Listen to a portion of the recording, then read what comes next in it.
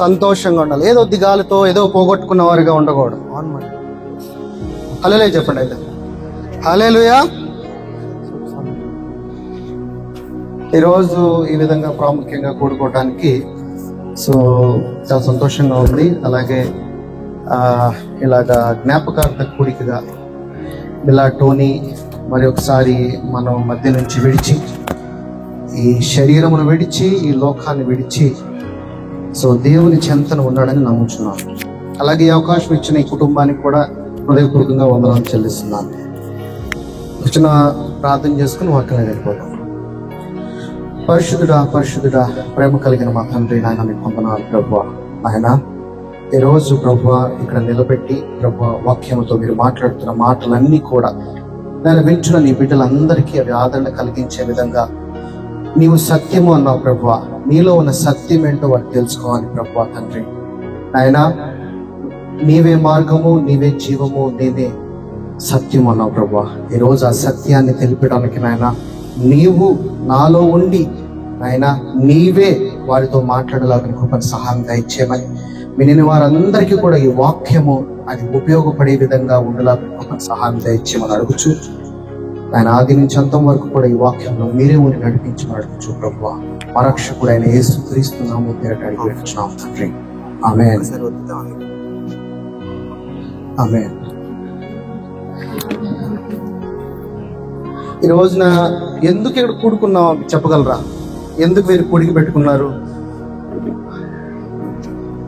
వారి కుమారుడు మన మధ్యలో నుంచి వారి కుమారుడు మన మధ్యలో నుంచి ఈ లోకమును విడిచి వెళ్ళిపోయారని జ్ఞాపకార్థ కూడికగా ఇక్కడ మనం కూడుకున్నాం.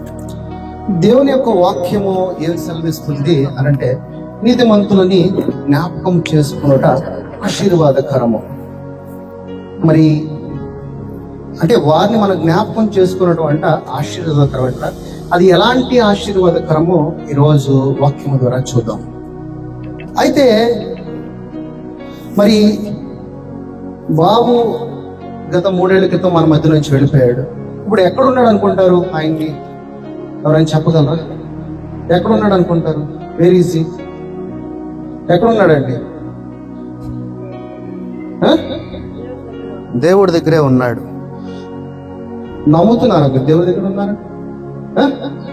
చెప్పాలి, మాట్లాడితే ఇంకా వాక్యం లోతులోకి వెళ్తాం, మీకు అర్థం అవుతుంది నేను చెప్పే వాక్యం. నమ్ముచున్నారా? నమ్ముచున్నారు. అయితే ఎలా చనిపోయాడు? నా మాటలు కొంచెం బాధ కలిగిస్తాయి, కానీ దాంట్లో సత్యం ఉంది, తప్పు తెలుసుకోమాకండి. ఎలా చనిపోయాడు? శరీరానుసారంగా తన శరీరాన్ని తనే పాడు చేసుకొని తన ప్రాణమును విడిచాడు. అది మనందరికీ ఎలా కనపడిద్ది? పాపము లెక్క కనపడింది, అంతే కదా?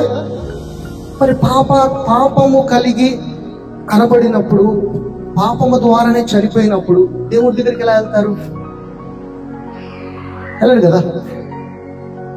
మరి దేవుడి దగ్గరికి వెళ్ళాడా వెళ్ళలేదా? ఇప్పుడు చెప్పండి, చెప్పాలి. ఇప్పుడు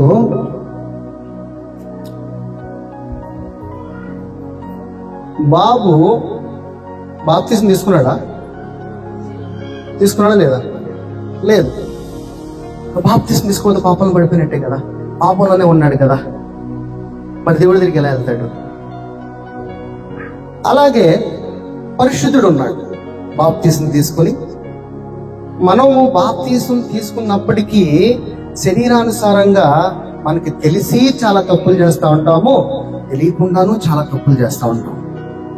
బాప్తిజం తీసుకున్న వాడు ఒక తప్పు చేసి నెక్స్ట్ మినిట్ చచ్చిపోయాడు. ఇప్పుడు ఆయన ఎక్కడికి వెళ్తాడు? బాప్తిజం తీసుకున్నవాడు ఎట్లాగో నరకానికి వెళ్తాడని మీరు డిసైడ్ చేసినప్పుడు, మరి పరిశుద్ధుడుగా బాప్తిజం పొందిన వాడు పాపం చేసిన తర్వాత ఎక్కడికి వెళ్తాడు? దేవుడి దగ్గరికి వెళ్తాడు, నరకానికి వెళ్తాడు? నరకానికి వెళ్తాడు. మరి దేవుడు చెప్తున్నాడు కదా,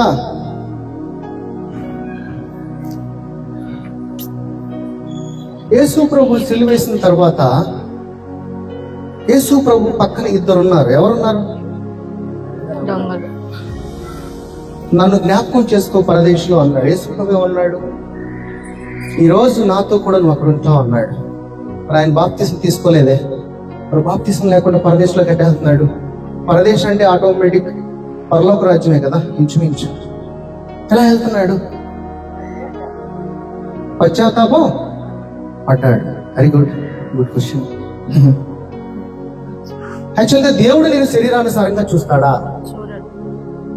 ఒకసారి నువ్వు బాప్తిసం తీసుకున్న తర్వాత నువ్వు ఆ శరీరంలో బ్రతికి ఉన్నావా, చనిపోయావా? చనిపోయిన శరీరంతో పాపం ఎలా చేస్తావు? దేవుడు ఏమంటున్నాడు? నేను ఆత్మై ఉన్నాను, నువ్వు కూడా నా ఆత్మై జీవించు అంటున్నాడు. మరి చనిపోయిన శరీరముతో మనం పాపం ఎలా చేస్తాం? మనము శరీరానుసారముగా తప్పులను వెతుకుతూ ఉంటాం. అసలు దేవుడు ప్రణాళిక ఏంటి అని మనం చూడం. ఎంతసేపు మన నీతి అంటే ఏంటనుకుంటాం? నేను పాపం చేయట్లేదు, అబద్ధం ఆడట్లేదు, మోసం చేయట్లేదు, తాగుడు చేయట్లేదు. ఇలాగే శరీరానుసారంగా మనము ఎంచుకుంటాము. కానీ దేవుడు అదే శరీరం మృతి చెందినప్పుడు అదే శరీరంలో నువ్వు ఏది అడిగినా కానీ దేవుడు ఎందుకు వింటాడు? జీవం ఉన్న దాంట్లో కదా దేవుడు ఆలకించేది. జీవం ఉన్నది శరీరంలో కాదు, జీవం ఉన్నది ఆయన ఆత్మలో ఉన్నప్పుడు మనం అడగాల్సింది ఆయన ఆత్మలోనా లేకపోతే ఆయన శరీరంలోనా? చెప్పండి, ఎందులో? ఆత్మలో. కానీ ప్రతి ఒక్క క్రైస్తవుడు తెలుసుకోవాల్సిన సత్యం ఏంటంటే, ఎంతసేపు మనకు సంబంధించిన వాటి గురించే దేవుణ్ణి అడుగుతా ఉంటాం. కానీ ఏ రోజైనా దేవుడు ఎవరు అని మీరు తెలుసుకోవడం ప్రారంభిస్తే, అందుకనే ముందుగా దేవుడు ఏమంటున్నాడు మత్తయి సువార్తలో, ముందుగా నా నీతిని నా రాజ్యాన్ని వెతకమన్నాడు. ఎందుకు అన్నాడంటే ఆ మాట, ఎప్పుడైతే ఆయన నీతిని ఆయన రాజ్యముని కనుక వెతికితే తండ్రి ఎవరో అర్థమవుతుంది, తండ్రి తర్వాత కుమారుడు ఎవరో అర్థమవుతుంది, కుమారుడు తర్వాత పరిశుద్ధాత్ముడు ఎవరో అర్థమవుతుంది, ఆ తర్వాత నువ్వు ఎవరో నీకు అర్థమవుతుంది. మనము ఈ లోకంలో శక్తి లేని వారిగా జీవిస్తున్నాం. దేవుడు అంటున్నాడు నా రాజ్యము శక్తితో ఉందన్నాడు, నా మాటలో శక్తి ఉన్నదన్నాడు. కానీ మనము శక్తి లేని వారిగా మనం జీవిస్తున్నాం. శక్తి కలిగి జీవించాలి, దేవుని ఆత్మగా బలంగా జీవించాలి. కానీ ఈ లోకంలో కలర్స్ ఉన్నాయి అంటారా? నేను ఏ కలర్ వేసుకున్నా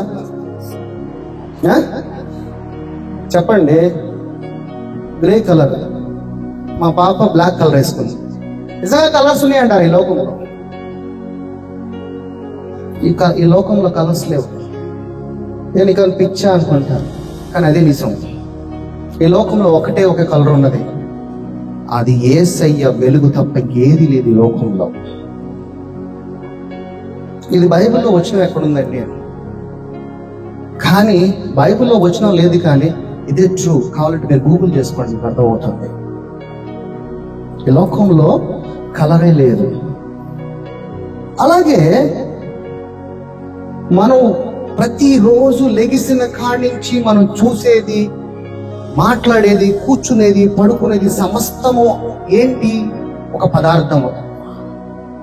దాన్ని ఏమంటారు? మ్యాటర్ అంటారు, మెటీరియల్. ఒక పదార్థము ఎలా క్రియేట్ అవుతుంది? ఇవన్నీ ఎలా క్రియేట్ అవుతాయి? ఇప్పుడు ఈ చొక్కా మెటీరియల్, మ్యాటర్. ఈ బైబుల్ పదార్థము, ఫోన్ పదార్థం, మీరు కూర్చున్న చైర్ పదార్థము. ఏదైనా కానీ సమస్తము, చెట్టు పుట్ట భూమి సమస్తము కూడా పదార్థము. ఇది ఎలా వచ్చింది? ఆయన నోటి ద్వారా పలికితే వచ్చింది. ఆయన నోటి ద్వారా పలికిన మాట శక్తి కలిగింది, పవర్. ఆ పవర్ ద్వారా ఈ మెటీరియల్ తయారవుతుంది, వాక్యం అవుతుంది. ఇది కూడా మీ తర్వాత ఎప్పుడైనా గూగుల్ చేసుకోండి, దీన్ని బట్టి మీకు కూడా అర్థమవుతుంది. అంటే దీని అర్థం ఏంటి? ఈ లోకంలో ఉన్నది ఒకటే కలర్, అది వెలుగు. దేవుడు ఏమన్నాడు? ఈ లోకానికి ఏమై ఉన్నా అన్నాడు? వెలుగై ఉన్నా అన్నాడు. మనం ఏమై ఉన్నాం అన్నాడు? ఈ లోకానికి ఏమై ఉన్నాం అన్నాడు?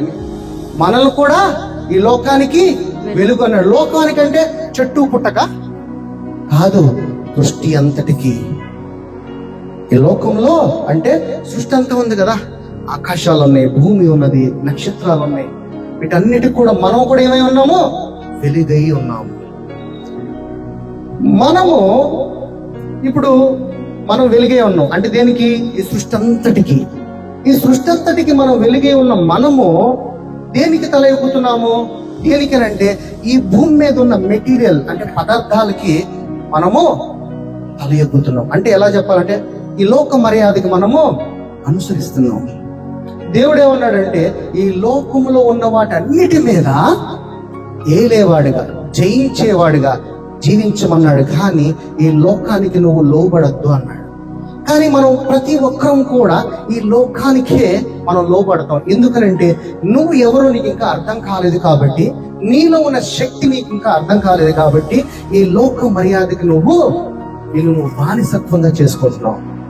ఎందుకు యేసు ప్రభువు ఈ లోకానికి ఆయన బానిసత్వం అవ్వలేకపోయాడు?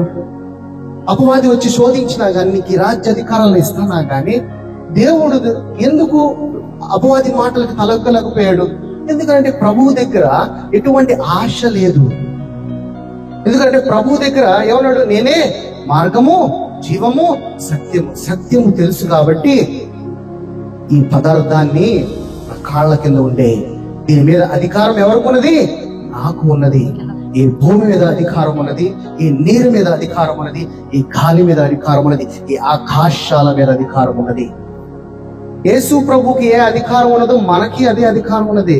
యేసు ప్రభుకి కూడా ఒకటే మూలము, మనకు కూడా ఒకటే మూలము. యేసు ప్రభుకి సత్యము తెలుసు, నీకు నాకు ఇంకా సత్యము తెలియదు, అంతే తేడా. ఎందుకంటే నీ శరీరం నుంచి ఒక్కసారి నువ్వు బయటకు రాగానే నువ్వేమైపోతావంట? ఒకటే అయిపోతావంట, ప్రభువు నీవు. ఇంకా మాట చెప్పాలంటే నువ్వు కూడా దేవుడు అంటున్నాడు, నువ్వు కూడా దైవములే అంటున్నారు. మనం దైవములే ఏంటి? ప్రతిరోజు నేను లెగిసిన కానీ తప్పులు చేస్తామండి, పాపములు చేస్తామండి. అదే నిన్ను నువ్వే కండమ్నేషన్ చేసుకుంటున్నావు, నిన్ను నువ్వే శిక్షించుకుంటున్నావు. దేవుడు ఏమంటాడంటే ఇక మీదటి నుంచి నా కృప కింద కనుక నువ్వు ఉన్నట్లయితే నీ మీద ఏ శిక్షా విధి కూడా లేదనంటే కనుక మనం ఏం చేస్తాము? అదే పాపము, పాపిని అని నిన్ను నువ్వే పనిష్మెంట్ చేసుకుంటున్నావు. దేవుడు చెప్తున్నాడు, నువ్వు నా కుమారుడివి, నా వారసుడివి అంటున్నాడు. నువ్వు నా స్వరూపము అంటున్నాడు, నా పోలిక అంటున్నాడు. స్వరూపం అంటే ఏంటి? ఆయన కూడా చెవులు, ముక్కు, చెవులు ఉంటాయా? ఆయన ఆత్మే ఉన్నాడు కదా, మరి మనకి చెవులు, ముక్కులు అన్నప్పుడు స్వరూపం ఎట్లా అవుతుంది? స్వరూపం ఎట్లా అవుతుందంటే ఆయనలో ఉన్న గుణాతిశయం అంటే లక్షణాలు ఆయనలో ఉన్నాయి. ప్రేమ ఉన్నది, జాలి ఉన్నది, కరుణ ఉన్నది. ఆయన ప్రేమించేవాడుగా ఉన్నాడు, క్షమించేవాడుగా ఉన్నాడు. మనలో ఏమున్నాయి? చెడు ఉన్నది, మోసం ఉన్నది, చెడు మాటలు, దుర్భాషలు, ఎదుటివాడిని దూషించడం, ఎదుటివాడి గురించి తప్పుగా మాట్లాడడం. ఇవన్నీ ఎవరి స్వభావములు? అపవాది స్వభావములు. మరి అపవాది స్వభావములు అన్నప్పుడు నువ్వు దేవుని స్వరూపము, దేవుని పోలిక ఎలా ఉంటావు? వాక్యము అన్ని తెలుసు కూడా మన కన్నులు మూసుకుపోయినాయి అంటున్నాడు. ఎందుకంటే ఈ లోకములో ఉన్న అంధకార చీకటిలోకి నిన్ను అపవాది తీసుకుని వెళ్ళిపోతున్నాడు. ఎందుకంటే ఈ జీవం కలిగిన వాక్యంలో ఏముందంట? శక్తి ఉన్నదంట, వెలుగు ఉన్నదంట. నీ జీవితంలో ఆ వెలుగు కనుక లేకపోతే ఇలాగే అర్ధాయుషతో మనము ఈ లోకాన్ని విడదవలసి వస్తుంది. దీర్ఘాయుష్యవంతుడుగా నువ్వు జీవించాలి అనంటే నీ జీవితంలో ఈ జీవం కలిగిన వెలుగు నీలో ఉండాలి. ఎందుకు? నీ దేహం అంతటికి ఈ వాక్యము దీపమై ఉందంట, తోడై ఉందంట, కావలై ఉందంట. ఈ వాక్యము నీలో కనుక లేకపోయి ఉన్నట్లయితే, వెలుగు కనుక లేకపోయి ఉన్నట్లయితే నీ జీవితము అంధకార చీకటిలోకి వెళ్ళిపోయి అపవాది అనేవాడు ఏదో ఒక రూపంలో నీలోకి ప్రవేశిస్తాడు. అంటే మరి పాపము మన మీద అధికారము చేయటం ప్రభుత్వం చేయదన్నప్పుడు అంటే మనం పాపం చేయొచ్చా? ఎందుకనంటే పాపము చేయొచ్చా అని అంటే చేయకూడదు. చేసినా గానీ దేవుడు నిన్ను క్షమిస్తాడు గాని నిన్ను దండించడు. కానీ నువ్వు తెలుసుకోవాల్సింది ఏంటంటే, అందుకే దేవుడు అన్నాడు నువ్వు రూపాంతరము చెందు అన్నాడు, రెన్యూ యువర్ మైండ్ అంటున్నాడు. ఎందుకంటే ఎప్పుడు నువ్వు రెన్యూ కనుక నీ మైండ్ కనుక కాలేకపోతే నీవు దేవునికి ఆలయమై ఉన్నావు కాబట్టి, నీ ఆలయంలో పరిశుద్ధాత్ముడు ఉంటాడు కాబట్టి ఆ పరిశుద్ధాత్ముడిని దుఃఖపరచకూడదని లేఖనముల ద్వారా దేవుడు మాట్లాడుతున్నాడు. ఎందుకనంటే ప్రతి పాపానికి క్షమాపణ ఉన్నది. ఒక్క పరిశుద్ధాత్మని దుఃఖపరిస్తే దానికి క్షమాపణ లేదు. నువ్వు ఎలాంటి పాపమనే చేయి శరీరానుసారంగా, కానీ దేవుడు నిన్ను క్షమిస్తాడు. కానీ ఒకే ఒక పాపము, ఇక నాకు దేవుడు లేడు, ఈ దేవుడు నాకేమి చేయడు, ఈ దేవుడు నన్ను ద్వారా నేను ఏమి పొందుకోలేనని నువ్వు ఎప్పుడైతే అనుకుంటావో అప్పుడు నీలో ఉన్న పరిశుద్ధాత్మను దుఃఖపరుచున్నట్లే. ఆ నిమిషము అదే అసలైన పాపము. అంతేగాని శరీరానుసారంగా నువ్వు చేసే ఏది కూడా దేవుడు చూడడు, దాని క్యాలిక్యులేషన్ కూడా చేయడు. ఎందుకంటే ఆయన లెక్కల్లో నీవు ఈ శరీరానుసారంగా చచ్చి ఉన్నావు, సజీవుల లెక్కలుగా ఆయన ఆత్మతో ఆయనతో భద్రపరచుకున్నాడు. కానీ మనం ఏం చేస్తామంటే అదే శరీరంలో నిలబడి నేను లెగిస్తే గానించి ప్రభువా నేను పాపిని పాపిని పాపిని అనుకుంటా ఉంటాం. అందుకని వాక్యములో సత్యమును ఈరోజు మనం తెలుసుకుని మనమందరము ఒక రోజున ఒక చోట కలవాల్సిందే. ఎవరు జస్ట్ ఈ లోకాన్ని ఈ శరీరాన్ని విడిచి వెళ్తున్నాం అంతే. మనమందరము కూడా ఆయన కృపా బాహుళ్యము ద్వారా ఆయన స్వాస్థ్యములో ఉన్నవారము, ఆయన అవయములై ఉన్నాం. మనమందరము ఒకరినొకరిని కూడా పరిచయం చేసుకుంటామంట, ఒకరిని కూడా గుర్తిరిగి ఉంటామంట. మనం అందరము ఒక చోట కలుసుకునే రోజు దేవుడు మనకి కల్పించాడు. కానీ మనం ఏం చేస్తా ఉంటాం అంటే చచ్చిపోయాడు అంటే వాడు ఏమన్నా భూతం అయిపోయాడు అనుకుంటాం.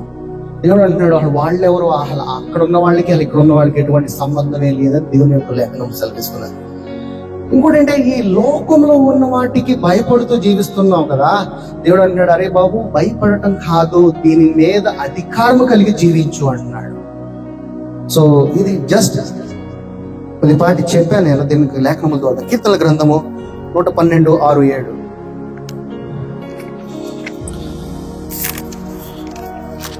ఎంత చెప్పు సమయం?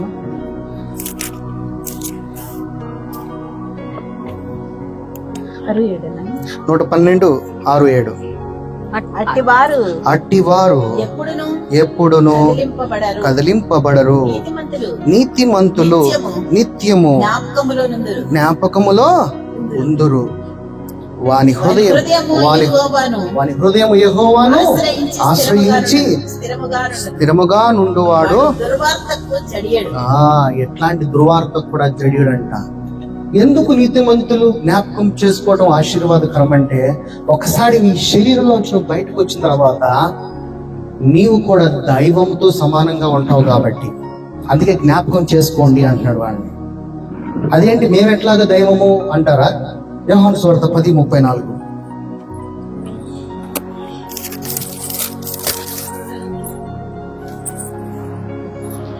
యోహాను సువార్త 10:34. అందుకు యేసు మీరును దైవములని నేను అంటిని మీ ధర్మశాస్త్రములో ఇది వ్రాయబడి ఉండలేదా? అరే బాబు ఈ శరీరం నుంచి బయటకు వచ్చేస్తే నువ్వు కూడా దైవమే, నువ్వు కూడా దేవుడు వేరా బాబు, ఇది నీకు తెలియదా అంటున్నాడు. ఎక్కడుంది ధర్మశాస్త్రంలో? కీర్తనల గ్రంథము 82:6.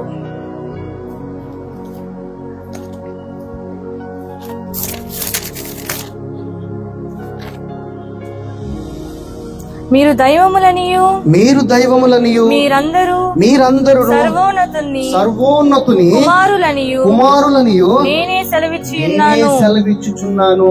సర్వోన్నతుడి యొక్క కుమారులని నేనే సెలవిచ్చుచున్నాను అంటే మీరు కూడా శరీరంలో నుంచి బయటకు వస్తే మీరు కూడా దైవములే అంటున్నాడు. కానీ మనము శరీరంతోనే మనల్ని ఎంచుకుంటాం. ఎందుకంటే నువ్వు ఎవరో, నీకున్న శక్తి ఏంటో నీకు అర్థం కావట్లా. నువ్వు చాలా శక్తిమంతుడివి. ఈ లోకంలో ఉన్న వాటికి భయపడుతూ దేవుడు దీవించమనలా. దేవుడు పిరికి ఆత్మని ఇచ్చాడా, దత్తపుత్ర ఆత్మని ఇచ్చాడా? ఏ ఆత్మని ఇచ్చాడు మనకి? తండ్రి కుమార పరిశుద్ధాత్మ కలిగిన ట్రినిటీ ఆత్మను మనలో ఉంచాడు. ఆ ఆత్మ ఏం చేసింది? సృష్టినే సృష్టించింది కదా. అదే ఆత్మ నీలో నాలో మనందరిలో ఉన్నది. ఆత్మ ఉన్నప్పుడు మనం దేనికి భయపడుతూ జీవించాలి? ఎందుకంటే ఇంకా సత్యము తెలియలేదు కాబట్టి. సత్యము తెలిసిన రోజున సంతోషంగా దేవుని యొక్క మహిమను పొందుకుని యేసు ప్రభు ఏమని ప్రార్థన చేశాడు? ప్రభువా నీ దగ్గర ఉన్నప్పుడు నేను ఎలాంటి మహిమైశ్వర్యం కలిగి ఉన్నానో అదే మహిమైశ్వర్యం కలిగి ఇక్కడ నేను జీవించాలన్నాడు. అలాగే మన ప్రార్థన కూడా అలాగే ఉండాలి. అంతేగాని నేను పెంట కుప్పనయ్యా, నేను దేనికి పనికిరాని వాడినా, ఇది కాదు ప్రార్థన అంటే. ప్రార్థన అంటే నేను నీ దగ్గర నా తల్లి గర్భంలోకి రాక మునుపు ఏ శక్తి కలిగి ఉన్నానో, ఏ అధికారం కలిగి ఉన్నానో అదే అధికారంతో ఈ లోకంలో నేను ఏలేవాడిగా ఉండాలి ప్రభువా, అలాంటి కృపను నాకు దయచేయి. ఇది నువ్వు చేసే ప్రార్థన. మనం చేసే ప్రార్థన ఏంటి? పొద్దున్నేసిన కానించి నేను తప్పు చేశా, నేను పాపిని, నేను తప్పు చేశాను, ఇదే ప్రార్థన. కాదు, నీ శరీరం నుంచి బయటికి రా, నువ్వు ముందు నీ శరీరము నువ్వు జీవించిన నిష్ప్రయోజనం అంటున్నాడు. యోహాను సువార్త 6:63.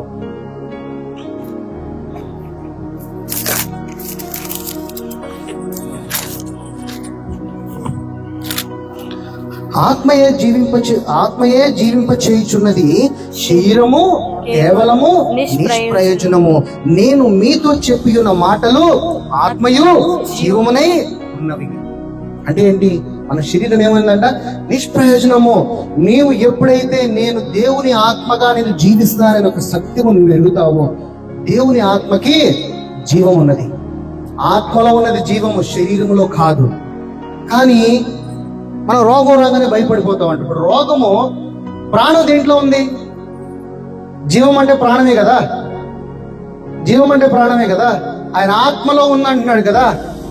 మరి రోగానికి ఎందుకు భయపడుతున్నావు? సత్యము తెలియక.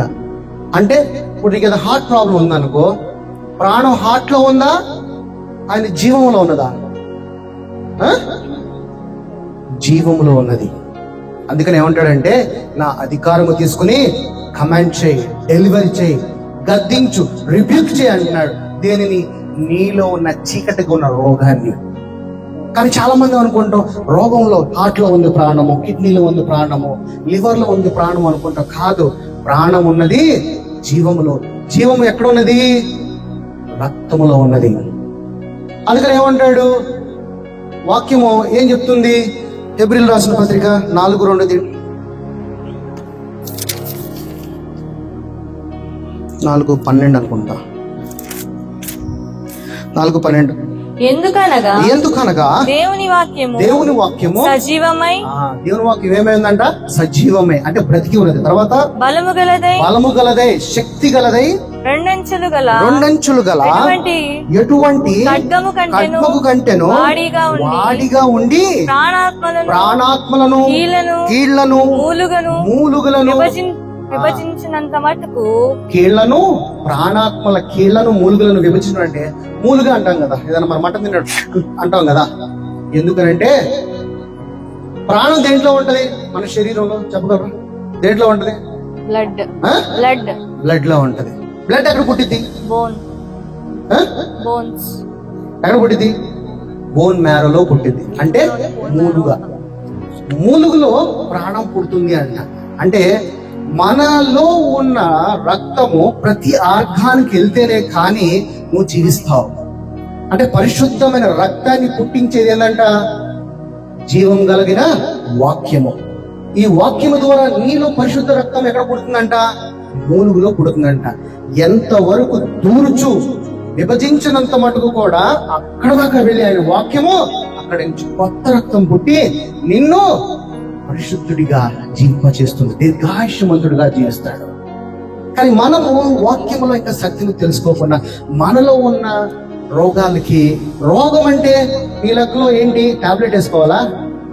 కానీ దేవుడు అంటున్నాడు, నా మాటతో దాన్ని గద్దిస్తే బయటకు వెళ్ళిపోతాడు. నా మాట ఏమైందంట? దేవుని యొక్క వాక్యము మన శరీరానికి ఏమైందండి?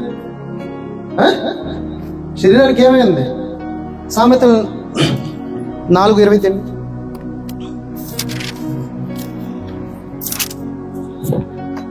నా కుమారుడా నా మాటలను ఆలకింపుము, నా వాక్యములకు నీవు చెవియొగ్గుము, నీ కన్నుల ఎదుట నుండి వాటిని తొలగిపోనీయకము, నీ హృదయమందు వాటిని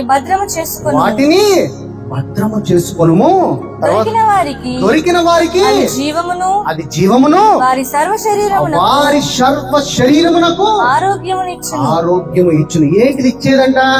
ఆయన మాట అంటే వాక్యమే కదా.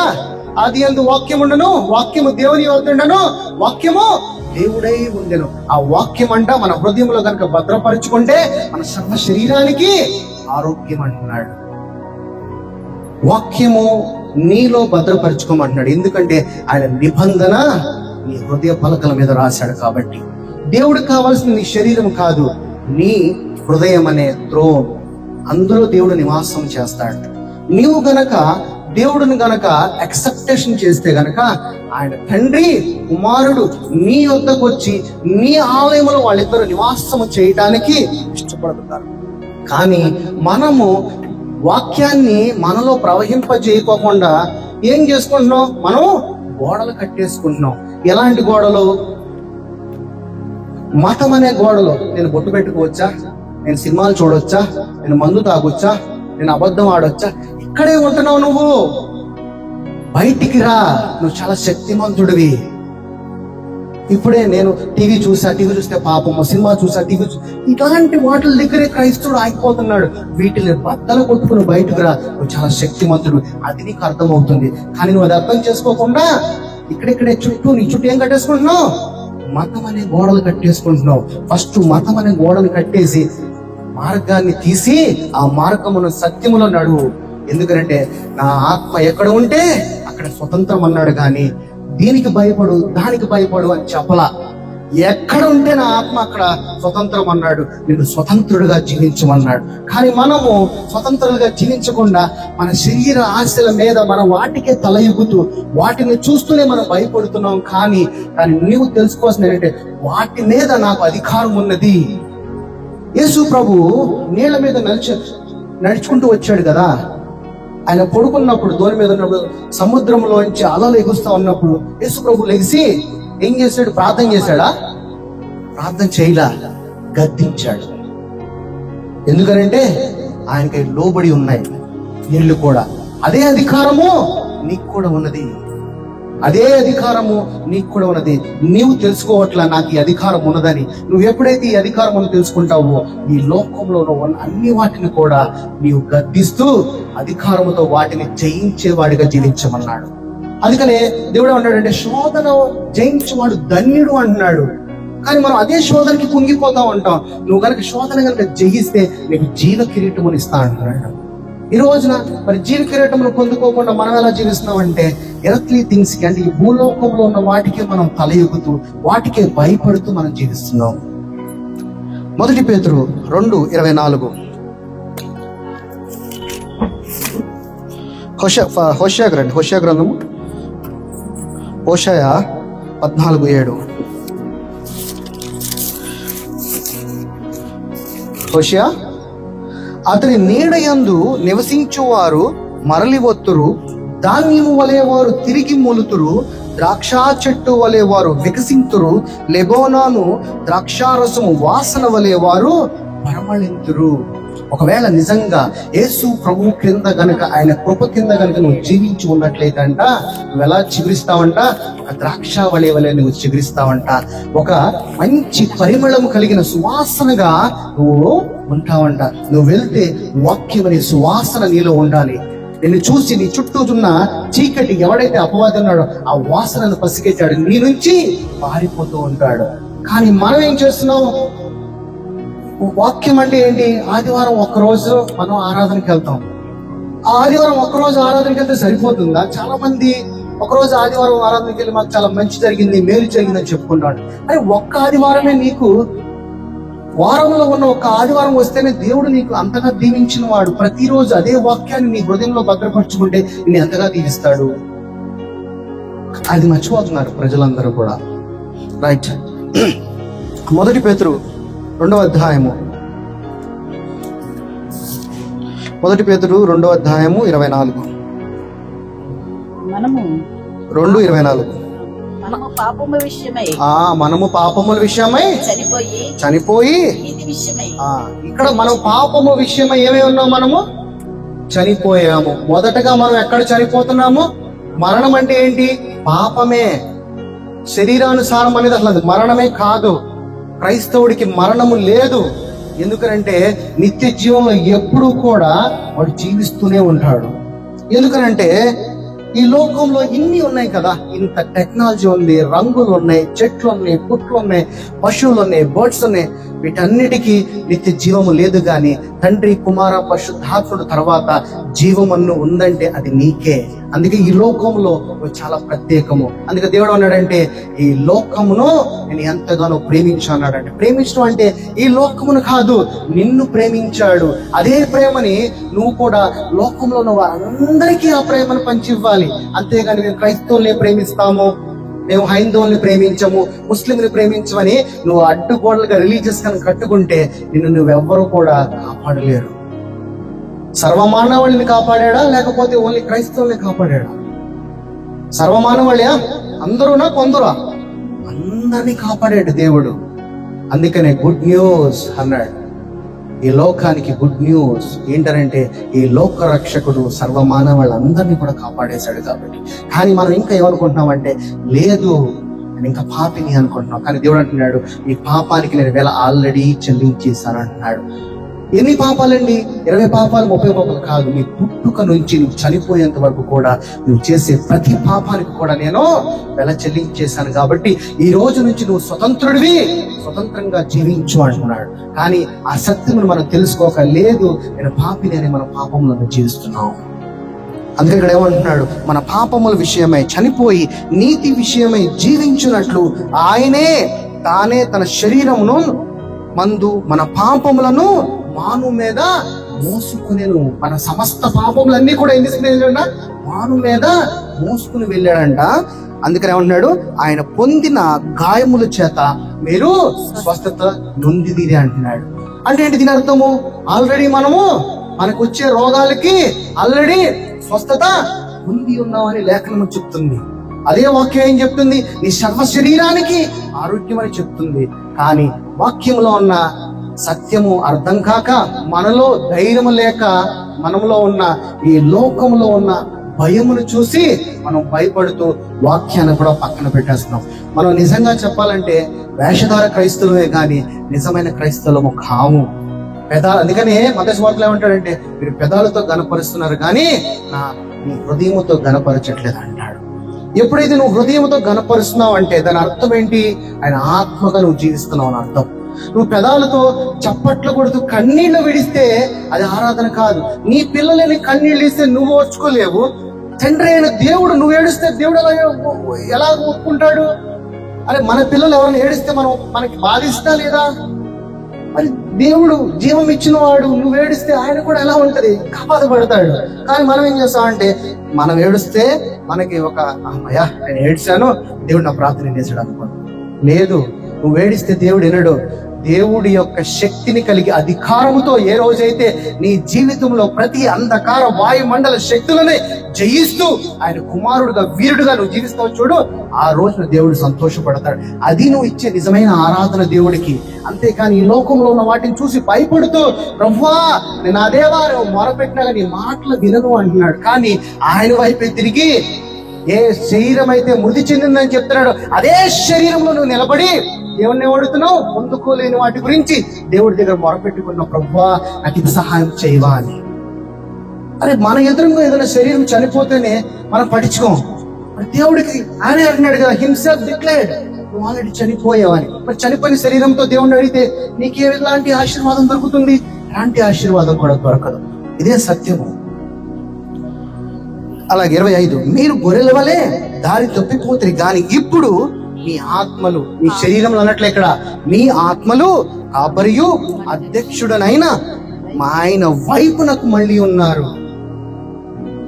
శరీరం ఎక్కడ అంటున్నాడు? ఎక్కడ అనట్లా. అసలు ఈ శరీరానికి ఎక్కడ కూడా ప్రాధాన్యత ఇవ్వాల బైబుల్లో. శరీరము దుష్టం, వేస్ట్, వ్యర్థం అంటున్నాడు.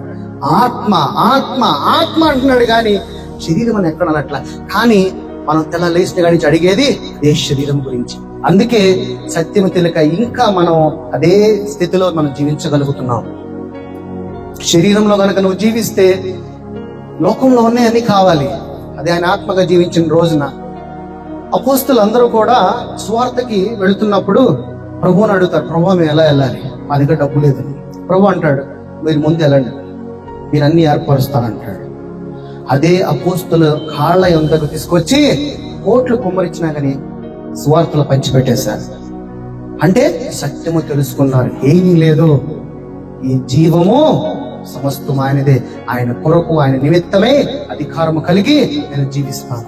పేతురు ఏమంటాడు? నా దగ్గర వెండి బంగారం లేదు, కానీ నా దగ్గర దేవుని యొక్క ఆత్మ కలిగిన శక్తి ఉన్నది అన్నాడు. శక్తి గొప్పదా? డబ్బు గొప్పదా? ఏం గొప్ప చెప్పండి? శక్తి గొప్పది. ఎప్పుడైతే నేను శక్తిమంతుడని నువ్వు తెలుసుకుంటావో చాలా గొప్పవాడిగా నువ్వు జీవిస్తావు. రోమీయులకు రాసిన పత్రిక 6వ అధ్యాయము 20.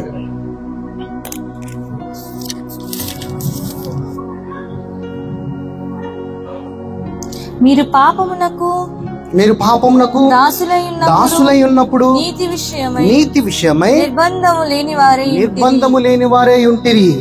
అప్పటికి క్రియ వలన నీకేమి ఫలము కలిగెనో. అంటే క్రియలంటే ఏంటి? నేను మంచిగా జీవించాను, పొద్దున లేసి నేను ప్రార్థన చేశాను, ఇవే క్రియలంటే. అందుకే దేవుడు అంటాడు ఇక్కడ, ఈ క్రియల మూలముగా నీతిమంతులుగా తీర్చబడలా. ఎవరు? ధర్మశాస్త్రం కింద ఉన్నవారు. ధర్మశాస్త్రం అంటే ఏంటి? లా కింద ఉన్న వాళ్ళు ఎవడో కూడా నీతిమంతులుగా తీర్చబడలా. అందుకే ఏమంటున్నాడు? నీకేమి ఫలము కలుగును, వాటిని గురించి మీరిప్పుడు సిగ్గుపడుచున్నారు కారా, వాటి అంతము మరణమే. అంటే ధర్మశాస్త్రం గంద కనుక నువ్వు జీవించి ఉన్నట్లయితే ఏంటంట? మరణమే. ధర్మశాస్త్రం అంటే ఏంటి? లా, క్రమశిక్షణ. ఇది చెయ్యి, ఇది చేయకూడదు, ఇది చెయ్యాలి, ఇది చేయకూడదు. కానీ దేవుడు అంటాడని, నా కృప కింద ఉంటే ఏది కావాలంటే అది నా నామములో ప్రార్థన చేసి అంటాడు. అంత స్వతంత్రం ఇచ్చాడు అన్నిటి మీద, ప్రతి విషయం మీద, కొన్నిటి మీద అన్నట్ల. తర్వాత ఆయనను ఇప్పుడు పాపము నుండి విమోచింపబడి దేవునికి దాసులైనందున పరిశుద్ధత కలుగుటయే మీకు ఫలము. ఇక్కడ చూడండి ఎంత బాగా అంటున్నాడు. పరిశుద్ధత కలుగుటయే. ఆయన కృపాదానము ద్వారా మనకు వచ్చేది ఏంటంటే, కృప ద్వారా నీకు వచ్చేది నీతి. నువ్వు నీతిమంతుడివి, అదే ఫలము అంటున్నాడు. దాని అంతము ఏంటంట? నిత్య జీవము. అదే ధర్మశాస్త్రం కింద ఉంటే కనుక నీకు మరణం కిందకు వెళ్తావు. అదే నీవు దేవుని కృప కింద ఉంటే నిత్య జీవములోనికి దేవుడు నేను నడిపిస్తానంటాడు. రోమీయులకు రాసిన పత్రిక 4:4.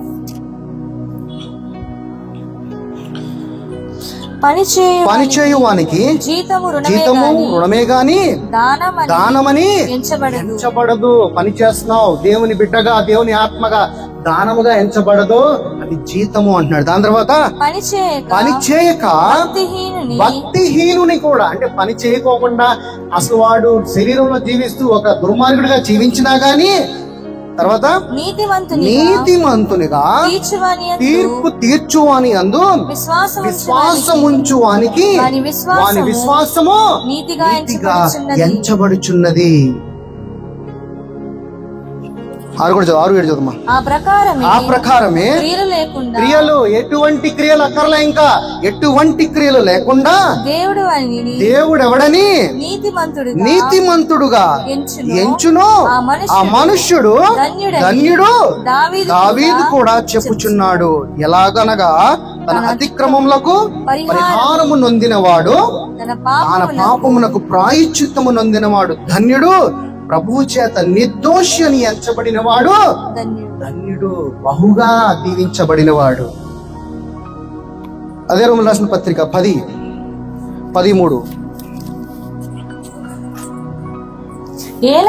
ఏలయనగా వారి దేవుని నీతి నెరుగక తన స్వనీతిని స్థాపించబూను కొనుచు దేవుని నీతికి లోబడలేదు. విశ్వసించు ప్రతి వానికి 8 చదవము. దాంట్లో అదేమని చెప్పుచున్నది? వాక్యము నీ యొద్దను నీ నోటను నీ హృదయములోను ఉన్నది, అది మేము ప్రకటించు విశ్వాస వాక్యము. ఈ వాక్యమును ఎక్కడ భద్రపరచుకోమంటున్నాడు? నీ హృదయంలో. దేని ద్వారా పలకమంటున్నాడు? నీ నోటి ద్వారా. మోషేనేమన్నాడు? నువ్వు ముందు పలుకు అన్నాడు, ఎందుకంటే నీ నోటిలో జీవం ఉన్నది. జీవము ఈ బైబిల్ గ్రంథంలో ఉంటే రాదు. ఈ బైబిల్ గ్రంథంలో ఉంటే జస్ట్ అక్షరాలే. ఇదే వాక్యము నీ హృదయంలో ఉంటే దానికి జీవం ఉంటది. ఎందుకంటే ఆ జీవం కలిగిన వాక్యాన్ని ఎక్కడ భద్రపరచుకోమంటే నీ హృదయ పలకలలో. ఎందుకంటే ఆయన నిబంధన ఎక్కడ రాశాడు? నీ హృదయ పలకలో. హెబెలు రాసిన పత్రిక 10:16.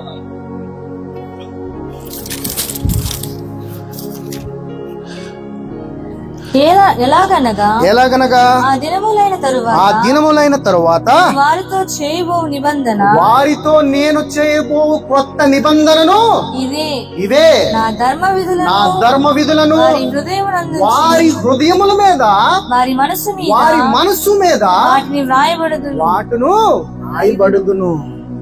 ఎక్కడ రాశాడంట? నీ హృదయంలో, నీ మనసులో. అందుకే ఇక్కడ ఏమంటున్నాడు? మనుష్యుడు హృదయంలో విశ్వసించి 10 చదవండి. ఇప్పుడు రండి రోమీయులకు రాసిన పత్రిక 10:9 రండి. ఇప్పుడు 10:9. అదేమనగా యేసు ప్రభువని నీ నోటితో ఒప్పుకొని దేవుడు మృతులలో నుండి ఆయన లేపినని నీ హృదయమందు విశ్వసించిన ఎడల నీవు రక్షింపబడుదు. అంటే బాప్తిసం తీసుకోకలేదుగా? నీ నోటితో, నీ హృదయంలో ప్రభువా నువ్వు నా సొంత రక్షకుడు అని నువ్వు ఒక్కసారి అంగీకరిస్తే నువ్వేమవుతావు అంట? రక్షింపబడతావు అంటున్నాడు. తర్వాత 10 ఏలయనగా నీతి కలుగునట్లు మనుష్యుడు హృదయములో విశ్వసించును, రక్షణ కలుగునట్లు నోటితో ఒప్పుకొనును. నోటితో ఒప్పుకోవాలంట. నీ నోటితో దేవుని యొక్క వాక్యాన్ని పలకాలంట. పలికితే చాలు, నీవు ఆయన యొక్క రక్షణలోకి, ఆయన యొక్క సాల్వేషన్ లోకి దేవుడు నిన్ను నడిపించేస్తాడు. 1 కొరింథీయులు 1:30. అయితే ఆయన మూలముగా మీరు క్రీస్తు యేసునందున్నారు. అతిశయించువాడు ప్రభువునందే అతిశయింపవలెనని అని వ్రాయబడినది నెరవేరునట్లు దేవుని మూలముగా ఆయన మనకు జ్ఞానమును, నీతియు, పరిశుద్ధతయు విమోచనమాయెను. సమస్తమును మన విమోచనకారుడు ఎవరు? యేసు ప్రభు. యేసు ప్రభులో ఉంటే ఏమొస్తుందంట? జ్ఞానం వస్తుందంట, నీతి వస్తుందంట, పరిశుద్ధత వస్తుందంట. మనల్ని విమోచనకారుడుగా సమస్తము నుంచి, ప్రతి చరణించి మనల్ని విడిపించి పరిశుద్ధుడిగా, నిన్ను ఆయన కుమారుడుగా, ఆయన వారసుడిగా నిలబెడుతూ ఉంటాడు. రోమీయులకు రాసిన పత్రిక, మళ్ళీ వెనక్కి వచ్చాడు. రోమీయులకు రాసిన పత్రిక 3:8.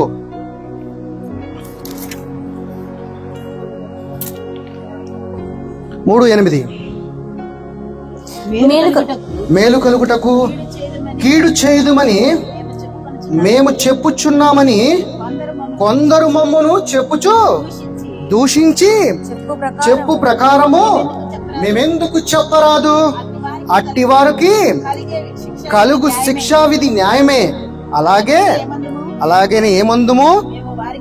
మేము వారి కంటే శ్రేష్ఠులమా, తక్కువ వారుమా? ఎంత మాత్రము కాము. యూదులేమి, గ్రీసు దేశస్థులేమి అందరూ పాపమునకు లోనై ఉన్నారని ఇంతకు ముందు దోషారోపణ చేసి ఉన్నాము. ఇందును గూర్చి వ్రాయబడినది ఏమనగా, నీతిమంతుడు లేడు, ఒక్కడును కూడా లేడు. ఈ లోకంలో నీతిమంతుడే లేడన్నప్పుడు ఇంకా పాపం ఏంటి? సమస్తము పాపమే కదా. నీతిమంతుడు అనేవాడు ఒక్కడు లేడు అన్నాడు. నీతిమంతుడు అన్నది ఒకటే. అందుకే దేవుడు అన్నాడంటే, నా నీతి వాక్య వస్త్రమును ధరించుకో అంటున్నాడు. ఎందుకంటే నీలో పరిశుద్ధత రావాలంటే నా వాక్యమును ధరించుకుని నువ్వు పరిశుద్ధుడు కమ్ము అంటున్నాడు. లేకపోతే నీతిమంతుడు అనేవాడు లేడు అని లేఖనముల ద్వారా సెలవిస్తున్నాడు. తర్వాత అందరూ త్రోవ తప్పి ఏకముగా పనికి మాలైన వారే ఏరి మేలు చేయువాడు ఒక్కడును కూడా లేడు. వారి గొంతు తెరిచి సమాధి తమ నాలుకతో మోసము చేయుచు వారి పెదవుల కింద సర్ప విషయం ఉన్నది. ఎందుకంటే మన నాలిక చాలా పవర్ఫుల్. మన నాలికలో ఏమున్నది? జీవము ఉన్నది, మరణం ఉన్నది. జీవం కలిగిన మాటలు కనుక నువ్వు మాట్లాడితే నిత్య జీవంలోకి వెళతావు. అదే నువ్వు పాపముతో కూడిన దుర్భాష మాటలు మాట్లాడితే నేను మరణంలోకి చూసుకుని వెళుతుంది. తర్వాత వారి నోటి నుండా శపించుటయు పగయు ఉన్నవి, రక్తము చిందించుటకు వారి పాదములు పరిగెత్తుచున్నవి, నాశనమునకు కష్టమునకు మార్గములలో ఉన్నవి, శాంతి మార్గము వారెరుగరు. వారి కన్నుల ఎదుట దేవుని భయము లేదు. ఎందుకనంటే వారి కన్నులు ఎక్కడ ఉన్నాయంటే అంధకార చీకటిలో ఉన్నాయి. ఎందుకనంటే వారి కన్నులోకి, వారి హృదయంలోకి ఈ జీవం అనే వెలుగు లేదు. కాబట్టి ఈ వెలుగు గనక ఉండి ఉన్నట్లయితే నువ్వు ఎటువంటి మరణంలోకి వెళ్ళవు నా సహోదరి, నా సహోదరుడా. ఈ వాక్యమును నువ్వు గనక తిరస్కరించి ఉన్నట్లయితే అంధకార చీకటి శక్తిలోకి నువ్వు వెళ్ళిపోతావు. కాబట్టి నీవు మరణంకు పాత్రుడివి అవుతావు. తర్వాత ప్రతి నోరు మూయబడినట్టు సర్వలోకము దేవునికి శిక్షకు పాత్రులగునట్లు ధర్మశాస్త్రము చెప్పుచున్నది. వాటన్నిటినీ ధర్మశాస్త్రమునకు లోనైన వారితో చెప్పుచున్నామని ఎరుగుదాము. ఎందుకంటే ఈ ధర్మశాస్త్రం ఏం చెప్తుందంట? నువ్వు పాపివని నిన్ను గుర్తు చేస్తుందంట. తర్వాత ధర్మశాస్త్రము ధర్మశాస్త్ర సంబంధమైన క్రియల మూలముగా ఏ మనుష్యుడు కూడా ఆయన దృష్టికి నీతిమంతుడు ఎప్పుడో కాల పాత నిబంధన కాలంలో ఉన్న ధర్మశాస్త్రము కింద మోషే తెచ్చిన ఏదైతే ధర్మశాస్త్రం ఉందో దాన్ని అనుసరించిన వాడు ఎప్పుడో కూడా నీతిమంతుడు కాలేదంట. ధర్మశాస్త్రము వలన పాపము అనగా ఎట్టిదో నీకు తెలియబడుచున్నది. ఎందుకంటే ధర్మశాస్త్రం ఏం చేస్తుందంట? నువ్వు ఏంటి పాపం అనేది నీకు పదే పదే గుర్తు చేస్తుందంట.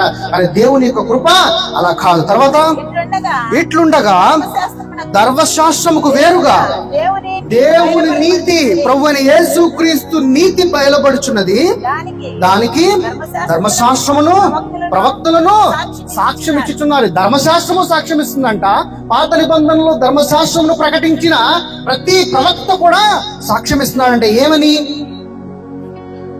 అది యేసుక్రీస్తు నందలి విశ్వాస మూలమైనదని నమ్మువారందరికీ, ఎవరైతే యేసు ప్రభువుని నీ సొంత రక్షకుడుగా అంగీకరిస్తావో వాళ్ళందరికీ కూడా ఏముంటుందంట? దేవుని నీతి అయి ఉంటారంటాడు. తర్వాత 23 ఏ భేదమును లేదు,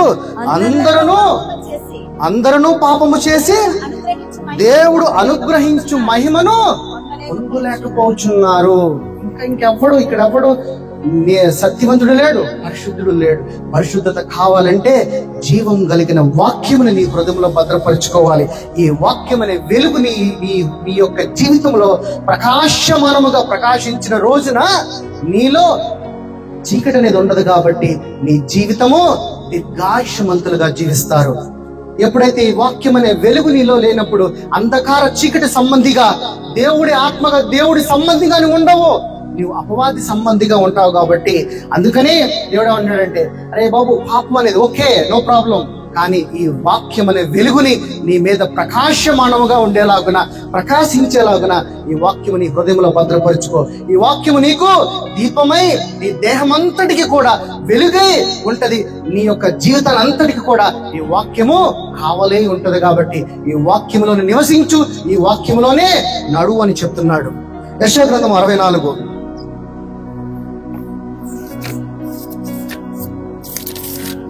యెషయా గ్రంథము 64:6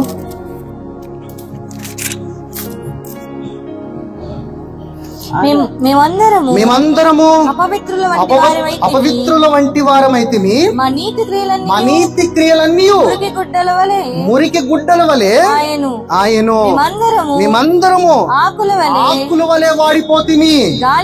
గాలివాన కొట్టుకుని పోవునట్లుగా మా దోషములు మమ్మను కొట్టుకుని పోవుచున్నవి. తర్వాత నీ నామమును బట్టి మొరపెట్టువాడు ఒకడును లేకపోయిను. నేను ఆధారము చేసుకొనుటకై తన్ను తాను ప్రోత్సాహపరుచుకుని వాడొక్కడును లేడు.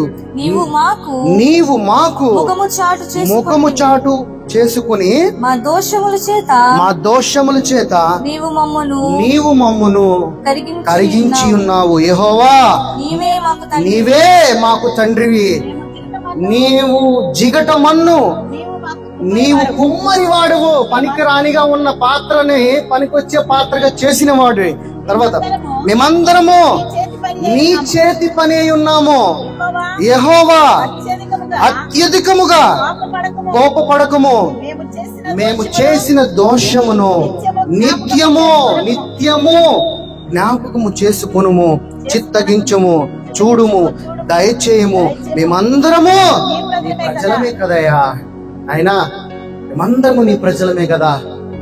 ఇక్కడేమంటున్నాడు? చాలు ఆరులేమంటున్నాడు? అపవిత్రులై వంటి వారమైతే మా నీతి క్రియలన్నీ మురికి గుడ్డల వలె. అందుకని దేవుడు అంటాడంటే, నా కుమారుడా, నా నీతి వాక్యం అనే వస్త్రమును ధరించుకో అన్నాడు. ఈ గుడ్డలను తీసివే, నీ మురికి గుడ్డలను, నీ పాపము గుడ్డలను తీసివే, నా నీతి వస్త్రమును ధరించుకో, నీవు నాకు పరిశుద్ధుడిగా కనపడతావు అంటున్నాడు. కానీ మనం ఎంతసేపు చిన్న చిన్న వాటి గురించే, ఇంకా ఇది చేయొచ్చా, అది చేయకూడదా, ఇక్కడే మనం అనుకుంటున్నాం. నిన్ను నువ్వు దాటి, నువ్వు శక్తిమంతుడివి, ఈ లోకములో ఉన్న సృష్టి అంతటికి వెలుగుగా నిన్ను జీవించమన్నాడు. కానీ ఈ లోకంలో ఉన్న వాటికి తలయోగి, లోక మర్యాదకి అనుసరించేవాడిగా నువ్వు జీవించవద్దు. నీవు నా కుమారుడివి, నీకు నా పక్కనే కూర్చోబెట్టుకునే స్థానం ఇచ్చి ఉన్నాను. కాబట్టి స్థానం ఇచ్చాడా? ఇస్తా అన్నాడా? కూర్చోబెట్టుకుంటా అన్నాడా? కూర్చోబెట్టేసుకున్నాడా? చెప్పాలి. కూర్చోబెట్టుకున్నా. ఆయన తిన్న దెబ్బల చేత మనం స్వస్థత పొందుతున్నామా? పొందబోతున్నామా? పొంది ఆల్రెడీ ఉన్నాము. నీతిమంతుడిగా నిన్ను చేస్తా అన్నాడా? చేసేసాడా? సమస్తము జరిగిపోయినది. అధికారము నీ దగ్గర ఉన్నది. నీవు తెలుసుకోక ఇంకా పైకి చూస్తూ ప్రభువా, నా దేవా అని మొరపెట్టుకుంటున్నావు. అధికారం నీలో ఉన్నది. నా రాజ్యం ఎక్కడ ఉన్నదన్నాడు? మనలోనే ఉన్నది, నీలోనే ఉన్నది. దేవుడు నీలోనే ఉన్న నీ దేవుడితో నువ్వు చేయాల్సిన ఏంటి? సహవాసము, ఫెలోషిప్. ఎందుకంటే ఎప్పుడైతే నువ్వు దేవుడితో మాట్లాడటం ప్రారంభిస్తావో, దేవుడు ఎవరు అని తెలుసుకోవటం, దేవుడి యొక్క ప్రణాళిక ఏంటి, అని చిత్తం ఏంటి, ఎందుకు నేను ఈ భూలోకానికి వచ్చాను, నా పనేంటి అని తెలిసిన రోజున నీ క్రియలు దేనికి పనిచేయవు. ఎందుకంటే నీవు పరిశుద్ధుడిగా ఈ దేహమును ఆయన ఆలయముగా ఆయనకి సమర్పిస్తావు. ఇంకా ఈ లోకంలో నీకు తెలియక వాక్యంలో ఉన్న సత్యమును నువ్వు అనుసరించక నీ శరీరమును, నీ దేహమును నువ్వు పాడు చేసుకుంటున్నావు. ఫస్ట్ యోహాను సువార్త, మొదటి యోహాను సువార్త 2:29. మొదటి యోహాను 2:29. ఆయన నీతిమంతుడని మీరు ఎరిగి ఉన్నాడు. ఎలా? నీతిని జరిగించు ప్రతి వాడును ఆయన మూలముగానే పుట్టి ఉన్నాడని ఎరుగుదుము. ఆయన కొరకే, ఆయన నిమిత్తమే, ఆయన పని చేయటికే మనం పుట్టి ఉన్నామంట. కానీ మనము పెళ్లి, పిల్లలు, సంసారము, వాళ్ళ పెళ్లి దాని గురించి కాదు. ఆయన క్రియ చేయటానికి, సత్క్రియ చేయటానికే, జగత్ పునాది వేయబడక మునిపే ఆయన పని నిమిత్తమే, ఆయన కొరకే నేను ఏర్పరచుకున్నాడు. కానీ నీ పనులు చేసుకోవడానికి కాదు. నీ పనులు నీ యొక్క జీవితంలో ఉన్న నీకున్న టెన్షన్స్ కొరకు జీవించడం కాదు. నీ కడుపుకు సరికొంత సంపాదించుకుని నా సువార్తను ప్రకటించున్నాడు. ప్రతి ఒక్కడు చేయలేదు. రేపు పొద్దున నువ్వు పైకి వెళ్ళిన తర్వాత ఏం లెక్క చెప్తావు? నా కొరకు నువ్వు ఏం పని చేసావంటే, నేను ఏం పని చేయలా, నాకు ఇచ్చిన 2 పిల్లలకి పెళ్లిళ్ళు చేశానంటే, దేవుని యొక్క ఉగ్రతకి అలవాల్సిందే. దేవుని కొరకు పనిచేయి, దేవుని నిమిత్తం పనిచేయి, దేవుని యొక్క సువార్తను ప్రకటించు. అంతేగాని ఉత్త చేతులతో ఉన్న సమయాన్ని వృధా చేయకు. సమయం ఉన్నప్పుడే పొరపడు మిత్రమా అంటున్నాడు. మొదటి పేతురు 3:21, 3:12. 3:12. ప్రభు కన్నులు నీతిమంతుల మీదను, ఆయన చెవులు వారి ప్రార్థనల వైపును ఉన్నవి గాని ప్రభు ముఖము కీడు చేయవారికి విరోధముగా ఉన్నాడంట. నువ్వు ప్రార్థన చేస్తే దేవుడు ఏం చేస్తాడంట? నీ వైపు చూస్తాడంట, నీ ప్రార్థన వైపు చూస్తాడంట, నీ తట్టు తిరుగుతానంటున్నాడు. అదే నువ్వు విరోధముగా ఉన్నవాడికి ఆయన కీడు, ఆయన ముఖమును ఆ విరోధం వైపు ఉంచుతానని లేఖనముల ద్వారా దేవుడు మాట్లాడుతున్నాడు. తీతు రాసిన పత్రిక 3:14. ఇంకా 2-3 వచనాలను క్లోజ్ చేద్దాం. తీతు రాసిన పత్రిక 3:14. మనం వారును నిష్ఫలములు కాకుండా నిమిత్తము అవసరమును బట్టి సమయోచితముగా సక్రియలను శ్రద్ధగా చేయుటకు నేర్చుకొనవలెను. దేవుడు పనులు చేయాలంటే శ్రద్ధగా అంట ఆ పనులను మనము సమయోచితముగా మనం నేర్చుకోవాలంటే ఈ యొక్క 66 గ్రంథాల్లో ఉన్న ఈ వాక్యము నీలోకి వెళ్ళాలి. ఈ వాక్య సారాంశం ఏంటి చెప్పగలరా? ఆది కాండము ఏం ఉపయోగపడింది నీకు? ఆది కాండం ఇప్పుడు ఏం ఉపయోగపడదు. ద్వితోపదేశ కాండము, సంఖ్యాకాండము, నిర్గమకాండము, లేవియ కాండం ఏం ఉపయోగపడిద్ది? ఏం ఉపయోగపడదు. ఈ బైబిల్లో నుంచి ఒకటి ఏంట్రా అంటే ప్రేమ. ప్రేమగా జీవించు, ఎదుటివాడిని నిన్ను వలే నీ పొరుగువానిగా ప్రేమించు అన్నాడు. ఎందుకనంటే వాడిలో ఉన్నది కూడా నేను కాబట్టి. మనం అందరం ఫైనల్ గా ఒక్కడిలో నుంచి వచ్చిన వాళ్ళమే. ఒక్కడిలో నుంచే ఆయన స్వాస్థ్యములో నుంచి మనం బయటకు వచ్చినాడు. అదే ప్రభు అయిన యేసుక్రీస్తు.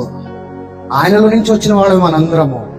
మన రూపాలు, మన కలర్లు, పొడుగు, ఎత్తు, సన్న, లావు అని మనం చూసుకుంటున్నాం. కానీ నువ్వు వాక్యము తెలుసుకుంటే నువ్వు కూడా దేవుని బిడ్డవని నువ్వు ప్రేమించడం ప్రారంభిస్తావు. ఈ వాక్య సారాంశం అంతా చెప్పేది ఒకటే, ప్రేమతో మన పాపములను ఎలాగా ఆయన కృప ద్వారా కప్పేశాడో నీవు ప్రేమిస్తే ఎదుటి వాడి తప్పును కూడా దేవుని యొక్క వాక్యము ద్వారా పొందుకున్న ప్రేమ ద్వారా నువ్వేం చేస్తావంట? నిన్ను ఆ ప్రేమ కప్పేస్తుందంట. నీలో ఆయన వాక్యము కనుక లేకపోతే ఏమంటున్నాడంటే అదే రాతి హృదయం అంటున్నాడు. అదే మాంసపు హృదయం కనుక దేవుడి ద్వారా నువ్వు పొందుకున్నట్లయితే ఎటువంటి తప్పునైనా గానీ ఈ ఒక్క వెలుగు కలిగిన వాక్యము కప్పే వేస్తుందని లేఖనముల ద్వారా సెలవిస్తున్నాడు. 2 తిమోతి 4:7.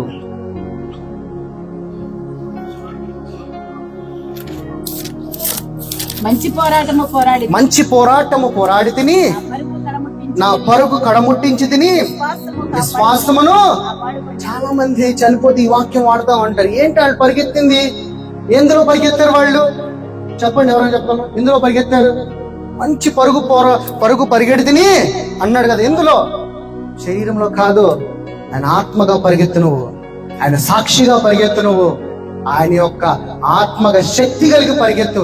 అది నిజమైన పోరాటం. అంటే శరీరంలో నీ యొక్క బానిసంగా నీవు లోక మర్యాదకు నువ్వు తల ఎగ్గిపోతూ ప్రభువా ప్రభువా అని అరుచుకుంటూ పరిగెత్తేది పోరాటమే కాదు. ఆయన ఆత్మగా శక్తి కలిగి నువ్వు జీవిస్తే ఆవిడేమన్నాడు కింద 8వ వచనం చూడండి. ఇక మీదట నా కొరకు నీతి కిరీటం ఉంచబడి ఉన్నది.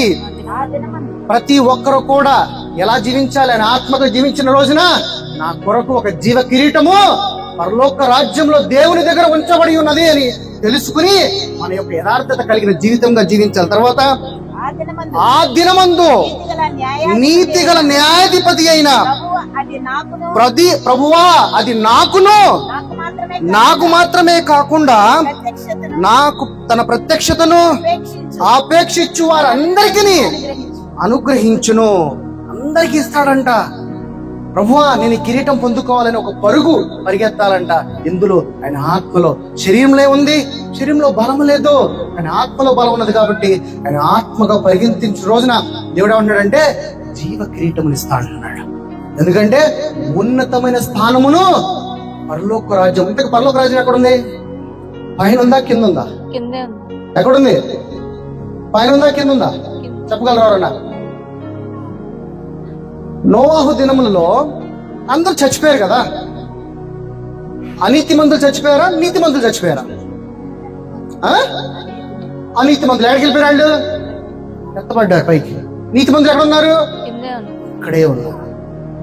సొదొమ గొర్రె పట్టణంలో అనీతి మందులు చచ్చిపోయారా? నీతి మందులు చచ్చిపోయారా? పైకి వెళ్ళిపోయారు. నీతి మందులు ఎక్కడ ఉన్నారు? అందుకే అంటున్నాడంటే నా రాజ్యము నీ మధ్యనే ఉన్నది అన్నాడు. పరలోక రాజ్యము నీలోనే ఉన్నది అంటున్నాడు. ఆ రాజ్యమును తీసుకొచ్చి నీలో పెట్టడమే. ఎన్ని ఆకాశాలు ఉన్నాయి మనకి? ఎన్ని పరలోక రాజ్యాలు ఉన్నాయి? ఎన్ని ఉన్నాయి?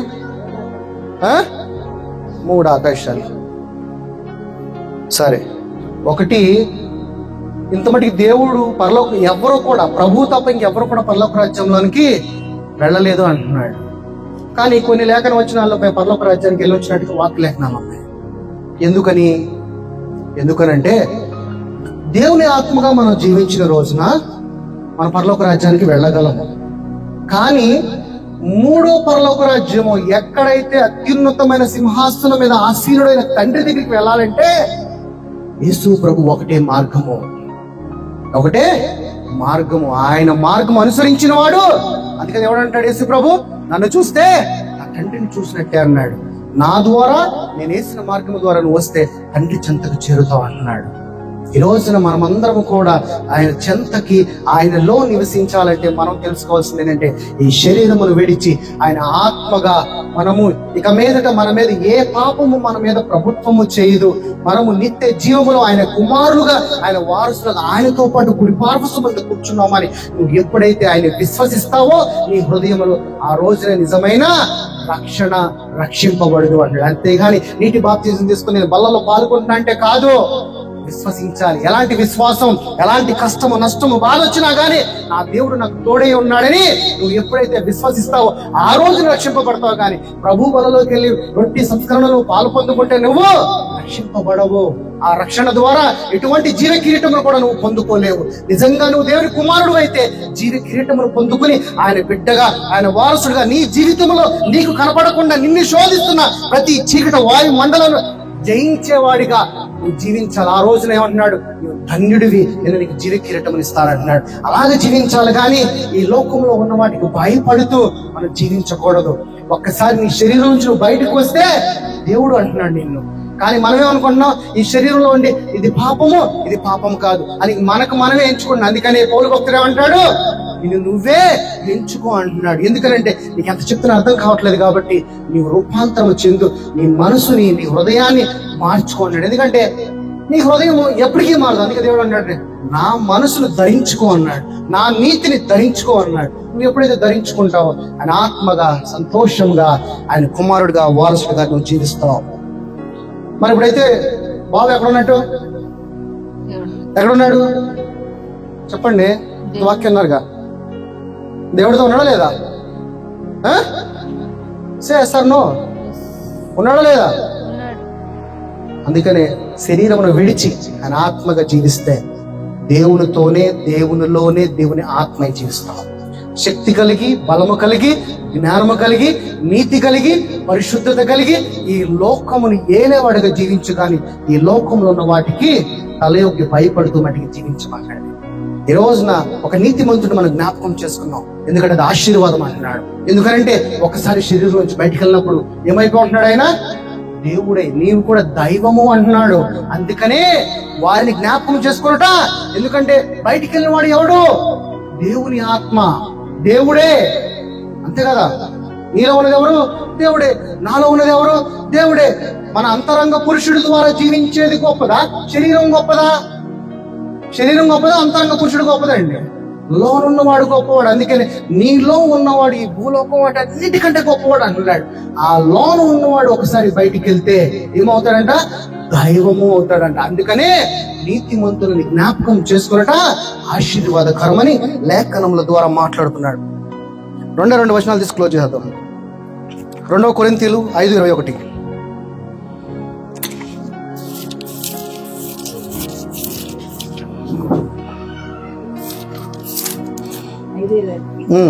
ఎందుకనగా మనం ఆయన యందు ఏం చెప్పాను మీకు? 2 కొరింథీయులు కదా, 2 కొరింథీయులు 5:21.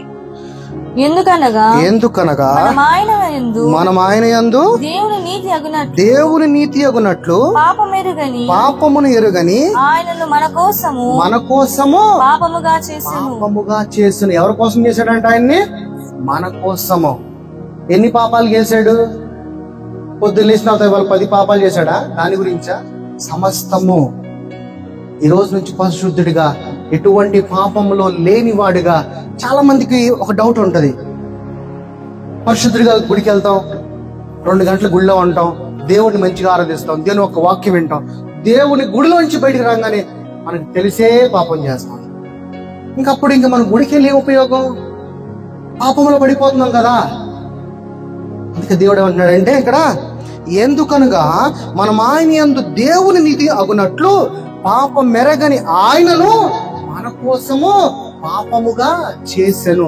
ఎందుకంటే నీ పాపం అంతా సమస్తమును తీసుకెళ్లి ఆయన మీద వేసి నిన్ను స్వతంత్రుడుగా, నిన్ను నీతిమంతుడుగా, నిన్ను పరిశుద్ధుడిగా జీవింప చేయటానికే. లాస్ట్ రోమీయులు రాసిన పత్రిక 4:22. అందుచేత అది అతనికి నీతిగా ఎంచబడెను. అందుచేత అది అతనికి నీతిగా నీతి అంటే ఏంటి? దేవుడు.